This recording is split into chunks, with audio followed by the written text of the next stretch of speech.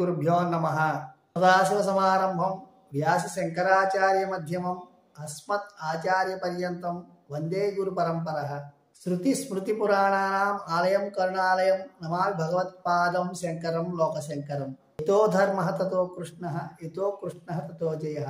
నమోస్తు వ్యాస విశాల బుద్ధే పుల్లారవిందాయత పత్రనేత్ర ఏన త్వయా భారత తైలపూర్ణః ప్రజ్వాలితో జ్ఞానమయ ప్రదీపః. ప్రియమైన ఆత్మబంధువులారా, గడిచినటువంటి శ్రీమద్ భగవద్గీత అర్జున విషాద యోగం 11వ శ్లోకం 2వ భాగం వీడియో చివరిలో మీరంతా మీ స్థానాల్లో సుస్థిరంగా ఉండి అన్ని వైపుల నుండి భీష్ముల వారిని పరిరక్షించండి అని దుర్యోధనుడు గురువుగారితో తెలియజేసిన తర్వాత అతన్ని ఉత్సాహపరచడం కోసం భీష్మ పితామహుల వారు ఒక పని చేశారు అని చెప్పుకుని, అయితే ఆయన ఏం చేశారనేటువంటి విషయం గురించి 12వ శ్లోకంలో తెలియజేసుకుందాం అనుకున్నాం కదా. ఇప్పుడు ఈ వీడియోలో అంటే శ్రీమద్ భగవద్గీత అర్జున విషాద యోగం 12వ శ్లోకంలో భీష్మ పితామహుల వారు ఏం చేశారనేటువంటి విషయం గురించి సమయాన్ని బట్టి తెలిసిన ప్రయత్నాన్ని చేద్దాం.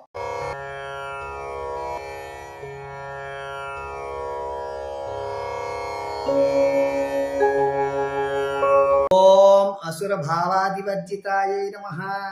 ఓం అష్టాదశ మహాయోగభూషితాయై నమః. ఓం భ్రష్టతారిణ్యై నమః. ఓం స్త్రీ శూద్ర సముద్ధర్యై నమః.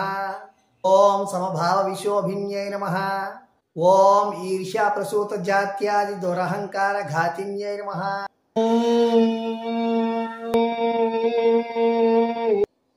తస్య సంజనయన్ హర్షం కురు వృద్ధః పితామహః.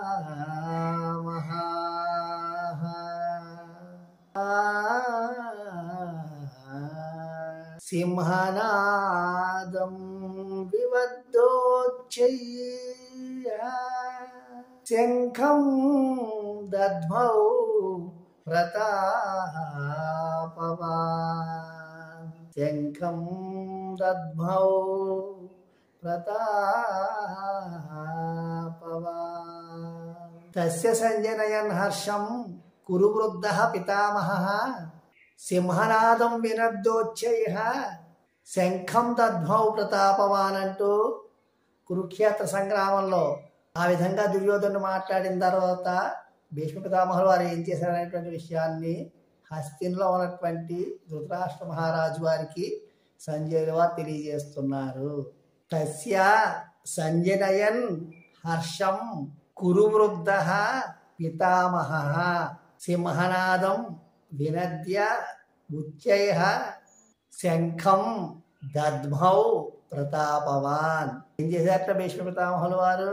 కురువృద్ధుడు ప్రతాపశాలైనటువంటి భీష్మ పితామహుల వారు దుర్యోధనుడు యొక్క ఈ మాటలు విని అతన్ని సంతోషపరచడం కోసం ఉచ్చస్వరంతో సింహనాదమునర్చి తన శంఖాన్ని పూరించారు. అంటే ఇప్పటి వరకు దుర్యోధనుడు మాట్లాడుతూనే ఉన్నాడు కదా, 3వ శ్లోకం నుండి 11వ శ్లోకం వరకు. ఎదరా యుద్ధం జరగబోతోంది, ఇంకా మాట్లాడుతూనే ఉంటున్నాడు. సైన్యంలో అలజడి మొదలైనటువంటి ప్రమాదం ఉంది, ఎదర కార్యం జరగవలసి ఉంది, కాలాతీతం అవుతుందని చెప్పి వీడిని ఉత్సాహపరచడం కోసం భీష్మ పితామహుల వారు సింహనాదమునర్చి తన శంఖాన్ని పూరించారు. ఈ శ్లోకంలో భీష్మ పితామహుల వారిని ఉద్దేశిస్తూ కురు వృద్ధః అనేటువంటి పదాన్ని వాడడం జరిగింది. కురు వృద్ధః అంటే కురువంశంలో వృద్ధుడైనటువంటి వాడు. అంటే కురువంశంలో బాహలీకుడు తప్ప మిగిలిన అందరి వారి కంటే కూడా ఈ భీష్మ పితామహుల వారి పెద్దవాడు కాబట్టి ఇక్కడ ఈయన్ని తెలియజేస్తూ కురు వృద్ధః అనేటువంటి పదాన్ని వాడడం జరిగింది. కురు వృద్ధః కురువంశంలో ఉన్నటువంటి వారందరిలోకెల్లా వృద్ధుడైనటువంటి ప్రతాపవాన్ పరాక్రమవంతుడైన వయసురీత్యా అందరికంటే వృద్ధుడైనా కూడా వీర్యము, తేజము, పరాక్రమము, సామర్థ్యము వీటన్నింటిలోనూ కూడా వీరులైనటువంటి యువ కిషోరులు ఎంతమంది ఉన్నారో వారందరికన్నా కూడా ఈయనే గొప్పవాడు. అంటే అంత గొప్ప బలశాలి, గొప్ప యోధుడు, వీరుడు అని అర్థం. అస్త్రశస్త్ర విద్యలన్నీ కూడా క్షుణ్ణంగా తెలిసినటువంటి మహా మేధావి. అందుకే ఇక్కడ సంజయుల వారు ప్రతాపవాన్ అనేటువంటి పదాన్ని వాడడం జరిగింది. కురువృద్ధః కురువంశంలో వారందరికంటే వృద్ధుడైనటువంటి ప్రతాపవాన్ పరాక్రమము కలిగినటువంటి పితామహః భీష్మ పితామహుడు. ఇక్కడ పితామహ అనేటువంటి పదాన్ని ఎందుకు వాడారు అంటే ఈయన కౌరవ పాండవులందరికీ కూడా పితామహుడే, పైగా పూజ్యుడు కూడా, ధర్మపరుడు. కాబట్టి కురువృద్ధ ప్రతాపవాన్ పితామహ, కురువృద్ధుడైనటువంటి ప్రతాపం కలిగినటువంటి భీష్మ పితామహులు వారు ఏం చేశారట? తస్య అతని యొక్క హృదయమునందు, ఎవరి యొక్క హృదయం? దుర్యోధనుడి యొక్క హృదయమునందు హర్షం సంతోషాన్ని, సంజనయన్ కలిగించడం కోసం, దుర్యోధనుడి యొక్క హృదయం ముందు సంతోషాన్ని కలిగించడం కోసం. దుర్యోధనుడి యొక్క హృదయం ముందు సంతోషాన్ని ఎందుకు కలిగించాలి అంటే మరి వాడు ఇప్పటి వరకు కూడా వాడి మనసులో ఉన్నటువంటి మాటలన్నీ చెప్పి చివరిగా 11వ శ్లోకంలో మీరందరూ మీ స్థానాల్లో సుస్థిరంగా ఉండి అన్ని వైపుల నుండి కురువృద్ధుడు భీష్మ పితామహుడిని రక్షించండి అని చెప్పాడు కదా.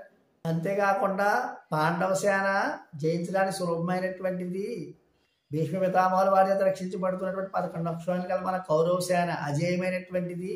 ఒక్క భీష్మ పితామహుల వారిని పరిరక్షిస్తే మనకి విజయమైనటువంటిది సులభ సాధ్యం అంటూ మాట్లాడాడు కదా. ఎదరు యుద్ధం జరగవలసి ఉంది, కాలాతీతం అవుతోంది కాబట్టి వాడిని ఉత్సాహపరచడం కోసం భీష్మ పితామహుల వారు ఏం చేశారట? ఉచ్చైహ సింహనాదం వినద్య, బిగ్గరగా సింహనాదాన్ని మొదర్చి, అంటే గట్టిగా అన్నమాట.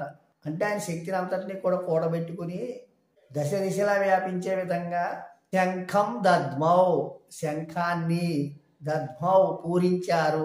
అంటే కురువృద్ధుడు పరాక్రమవంతుడు అయినటువంటి భీష్మ పితామహులు వారు దుర్యోధనుడి యొక్క మనస్సుకి సంతోషాన్ని కలిగించడం కోసం బిగ్గరగా ఉచ్చస్వరంతో సింహనాదమునొచ్చి శంఖాన్ని పూరించారు.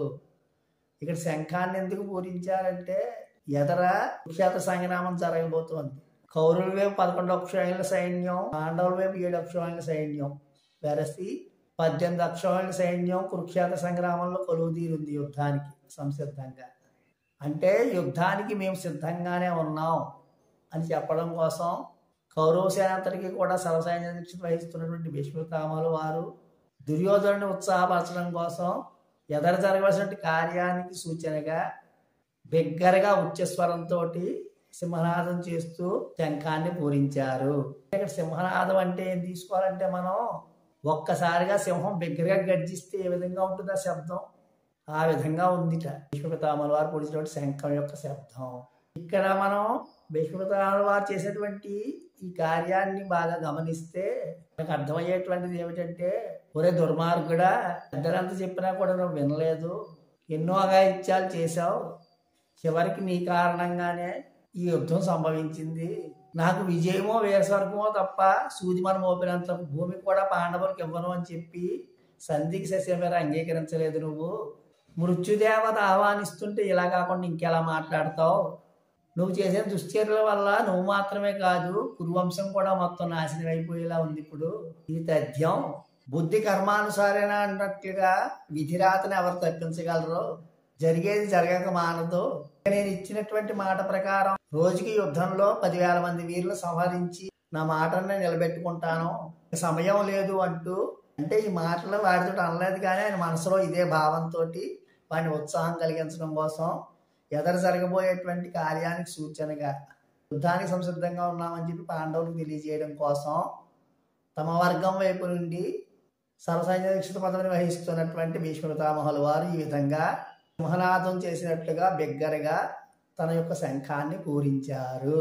ఈ విధంగా తస్య సంజనయన్ హర్షం దువృద్ధ పితామహ సింహనాదం వినద్యోచ్చైహ శంఖం దద్మౌ ప్రతాపవాన్ అంటూ దుర్యోధన అన్ని రకాలుగా మాట్లాడిన తర్వాత భీష్మ పితామహుల వారు ఏం చేశారనేటువంటి విషయం గురించి హస్తిలో ఉన్నటువంటి రాష్ట్ర మహారాజు వారికి సంజయుల వారు తెలియజేయడం జరిగింది.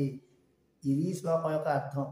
అయితే ఈ విధంగా ఒక్కసారిగా ఉచ్చస్వరంతో దుర్యోధను ఉత్సాహపరచడం కోసం భీష్మ పితామహుల వారు శంఖనాదాన్ని చేసిన తర్వాత ఏం జరిగింది అనేటువంటి విషయం గురించి రాబోయేటువంటి 13వ శ్లోకంలో సమయాన్ని బట్టి పరమేశ్వర తెలియజేసిన మటుకి మితమాత్రంగా తెలిసినటువంటి ప్రయత్నాన్ని చేస్తూ ఈ అష్టమగీత జ్ఞాన మహాయజ్ఞంలో ముందుకు సాగుదాం. కాయేన వాచా మనసేంద్రియైర్వా బుద్ధ్యాత్మనామ ప్రకృతి స్వభావాత్ కరోమిత్యత్ సకలం పరస్మై నారాయణేతి సమర్పయామి. బ్రహ్మార్పణం బ్రహ్మావిః బ్రహ్మాగ్నౌ బ్రహ్మణాహుతం బ్రహ్మైవ తేన గంతవ్యం బ్రహ్మకర్మ సమాధిన. ఓం శాంతి శాంతి శాంతి. సర్వం జగద్గురు శ్రీకృష్ణ పరబ్రహ్మార్పణమస్తు.